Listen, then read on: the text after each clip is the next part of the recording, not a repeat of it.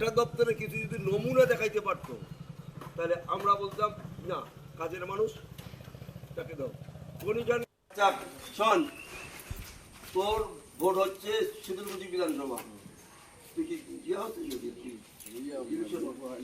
আচ্ছা যা ইলেকশন দিতাম বাড়ির সব ভোট জন্য জোড়া খুলে পড়ে, হ্যাঁ ওটা অনুরোধ থাকি। আর নিজেরটা নিজের ওয়ার্ডে ছুটির দিনে রাজনৈতিক প্রচারে জেলা চেয়ারম্যান। এদিন কোচবিহার জেলা তৃণমূল কংগ্রেসের জেলা চেয়ারম্যান গিরীন্দ্রনাথ বর্মন মাথাভাঙ্গা শহরের 11 নম্বর ওয়ার্ডের বিভিন্ন বাড়িতে ঘুরে ঘুরে দলীয় প্রার্থী শাবলু বর্মনের সমর্থনে প্রচার চালান।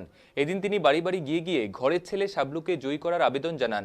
প্রচারের সময় গিরীন্দ্র বর্মন বলেন, স্থানীয় উন্নয়নের জন্য একজন এলাকার মানুষেরই প্রয়োজন। তার দাবি, বিজেপি প্রার্থী নিশীথ প্রামাণিক স্বরাষ্ট্র দপ্তরে প্রতিমন্ত্রী থাকাকালীন কোচবিহারের জন্য কিছুই করেনি। তিনি একজন ব্যর্থ মন্ত্রী।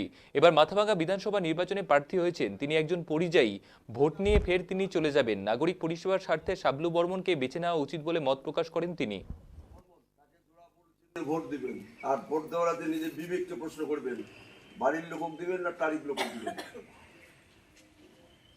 আর আমরা বিগত বিজেপির প্রার্থীদের দেখছি তোমরা কাজ করে না পাব না। আমি কলকাতা গিয়ে তো টেবিল থাপড়ি করবি, আমার মাথা আমার এটা চাই ওটা চাই সেটা চাই, সেটাও কিন্তু আমরা দূরদর্শনে পর্দার দেখি নাই।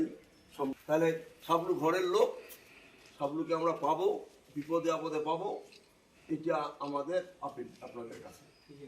আর মমতা বন্দ্যোপাধ্যায় যতক্ষণ থাকবি উন্নয়ন কিন্তু ততক্ষণ চলবে। ওরা ওদের নাম কিসে আরে আচ্ছা শুনেন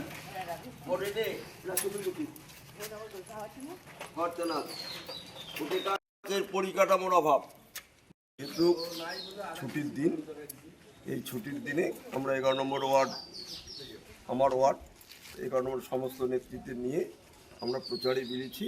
আমাদের একটাই কথা, ঘরের ছেলে শাবলুকে ভোট দিন। পরিযায়ী পাখি হচ্ছেন নিশীথ প্রামাণিক, সাংসদ হিসাবে ব্যর্থ, তাকে যেন মাথাভাঙ্গা বিধানসভার মানুষ তাকে ভোট না দেয়, এই বার্তাটাই আজকে 11 নম্বর ওয়ার্ড তথা মাথাভাঙ্গার সমস্ত মানুষের জানার জন্য আজকে আমার এই প্রচার অভিযান।